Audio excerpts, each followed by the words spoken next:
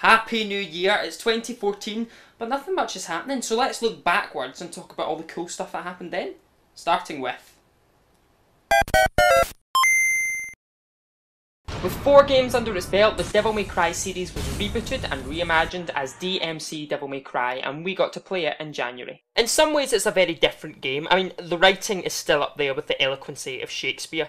The world is at last your bitch. But now there's a whole lot of interesting social commentary stuck in there. Well, I say it's interesting, the idea is interesting, the execution not so much, because it's never really taken as far as it could be, which is a shame. Is that my coat? If you were worried about the combat, then don't be, because you know what, it's actually better than it used to be. But for me, this type of combat has evolved into the beautiful fluidity of the Batman Arkham series. Shut up about Batman! No, I won't, because you know what, see when Devil May Cry has you awkwardly remembering button combinations with your big fat greasy fingers? Batman goes deeper than that. Batman simply tests your rhythm to an almost perfect subconscious level. Do you know what, actually, get this shit off. Get it off. Speaking of rhythm, Super Hexagon was released for Android. Game over. You know, I thought the constant cycle of a woman's voice expressing my repeated failure would be too much like everyday life, but I love it. Whoa, what's all this then, huh? Curse lifted, is it? Tidy! I'm free! Do you know those guys who made Spirited Away? Yeah, well they've made a game. A game? And it's really, really good. It's got lots of colour in it and a really nice box. And, okay, I'm lying, I've not even played a second of it. But if you go to the PlayStation Network store, you can get it for £6. £6? What a bargain. Look, even if you don't like it, at least it's money going to a good cause. What would you have done with your money instead? Give it to charity? No. February was the month that finally allowed us to play as a former child soldier, turned secret agent, turned robot with Robot Dog's sidekick in Metal Gear Rising Revengeance. No, it's not a word. I should take the piss out of it, but I have too much fun saying it. Metal Gear Rising Revengeance is a spin-off installment to the Metal Gear series, perhaps one of the biggest and most successful franchises of all time, but it's also a bit of a mess of a series. Look, calm down, I still like it, but I just, you know, I don't want to talk about it. I don't want to talk about this.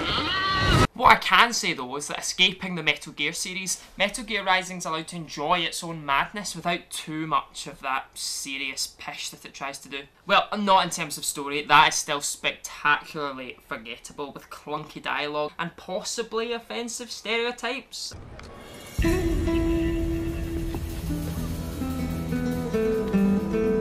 They might be. But here's the important bit, the actual gameplay makes me feel like a robot who fights other robots. It mixes great action scenes with responsive interaction and just the right amount of difficulty. And at the end of the day, that's what it set out to do, so, you know, job done.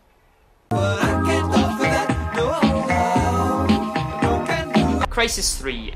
It just looked like Crisis 2, but with added bow and arrow. Aliens, Colonial Marines. Oh, upon release this fucker went down like the Titanic. Well, the Titanic, but with added xenomorphs. Wait, that's a great idea. I should write that down. Also in February, the Next Gen Showdown began as Sony showed their hand and revealed the PlayStation 4.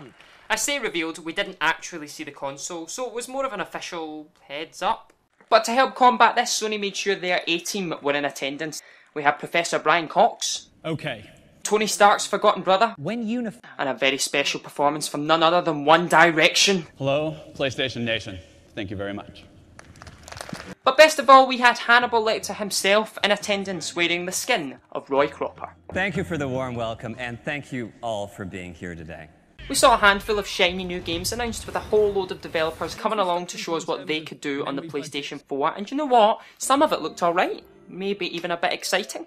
And what better way to show off the raw processing power of the PlayStation 4 than by digitally bringing Sir Jimmy Savile back to life? You can see Saul just looking into his eyes. I think I might get the new Xbox. You know, loads of stuff happened in March, and perhaps the biggest was that Lara Croft herself was completely reimagined. Something to do with the fact that her physical appearance was unrealistic and maybe a bit offensive. Oh. It's political feminism correctness gone mad, isn't it?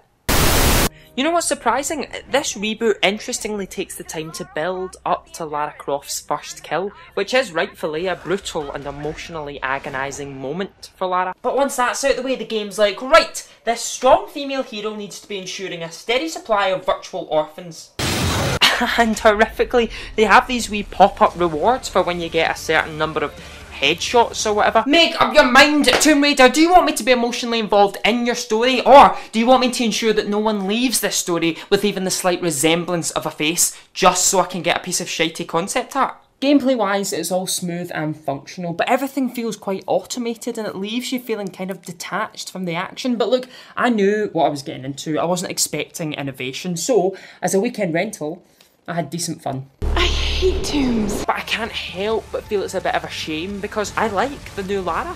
But she's surrounded by a Scooby-Doo plot and a cast of multicultural chums who I couldn't stand. And it's not because I'm a big racist. It's just that they're horrifically written to the point where whenever they came on the screen I found myself chanting, out, out, out, out! Oh, that might have been a bit racist, yeah. I'm bored of Lego games, alright? They all do the same thing, but this one does look a tad different, so when it comes down in price I might buy it, but no promises. Luigi's Mansion Dark Moon. I only recently got a 3DS, but you can bet this bad boy's on my list of games to play, not of games not to play. Monster Hunter 3. Look, I live in Glasgow. If I wanted to play Monster Hunter, I'd just leave the house.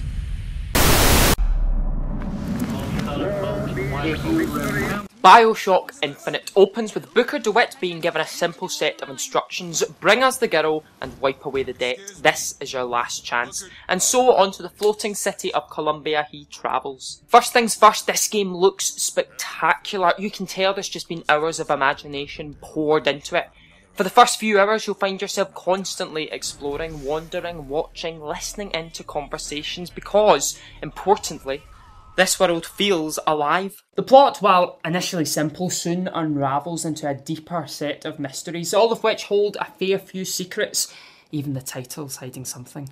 Yes, I enjoyed the story. Yes, as soon as I finished I had to Google a plot explanation. Yes, I'm not sure if that means I'm a bit stupid or if the plot's too complicated or if it's a mixture of the two, but yes, I enjoyed it. But does it tell a story that only a video game could tell? No, it doesn't. There's nowhere near enough control in this story. Yes, it all looks fantastic, but it feels like a museum exhibition. You can look, but you can't get involved. You can't make a decision that truly affects this story. Really, the only true gameplay consists of combat, which can be chaotic, swashbuckling fun, but sometimes in the context of the story, it gets in the way. I want to find out what happens next. Better yet, I want to contribute to what happens next. I don't want another fight. In the end, Bioshock Infinite is a good game, and a good example of a story in a game, but not of how video games can tell stories. So it's April, and the game's drought begins. Dead Island Riptide. Look, please don't judge me for buying this. I wouldn't normally do it, but a friend of mine convinced me so that we could play it online together. Then he moved to Germany. Thanks very much. The shoddy iPhone version of Sonic the Hedgehog was given a good old scrub up, and by God is it brilliant. Fast, fluid and surprisingly responsive on a touchscreen. It is perfect. And best of all, the menu is an interactive 3D model of the old box and cartridge. And to most people that means nothing, but to people like me, oh, it takes you back. New console time. Who are these dicks that cheer? This is it. Xbox One. Alright, I don't hate it. Let's do what millions of people do every day when they turn on their TV. Play video games. They watch TV. Xbox. Watch TV. Xbox. Game. Oh, here we go. Go to TV. Oh, for fuck's sake. Now I'd like to introduce for you another amazing thing you can do on your Xbox. Okay, finally, here we go. Skype. Oh! For me, Halo has always been more than a game. Right, I don't love Halo, but at least it's a game. I'm thrilled to announce a live-action Halo television series. Of course it is. First to go behind the scenes. Oh, Call of Duty, but look, alright, let's see what they can bring to the table. One of the fascinating new additions to your squad is a dog.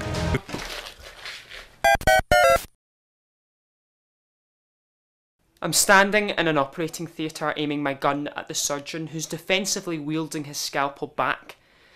You see, he's trying to stop me from getting to someone that I care about, and I've already killed a lot of people to get here.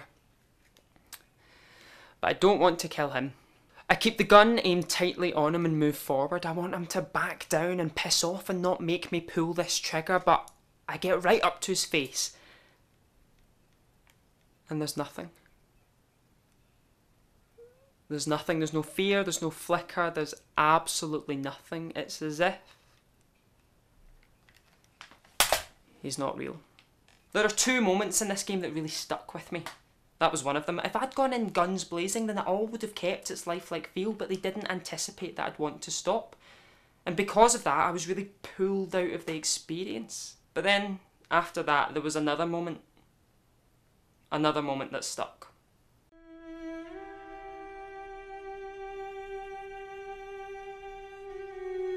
The Last of Us has been heralded as a modern masterpiece, a real turning point in gaming, but I don't think it is. I found its gameplay to be too uninspired, and while its characters interacted beautifully, its plot was predictable and a bit dull. But as the game reached its climax, there were these moments that were much, much better, and while that moment I was talking about earlier was alienating for me, it was soon followed by an ending that has really stuck. And really, I can't tell you what I think about The Last of Us, because it's the sort of game that you just need to play. You need to make your own mind up with this one.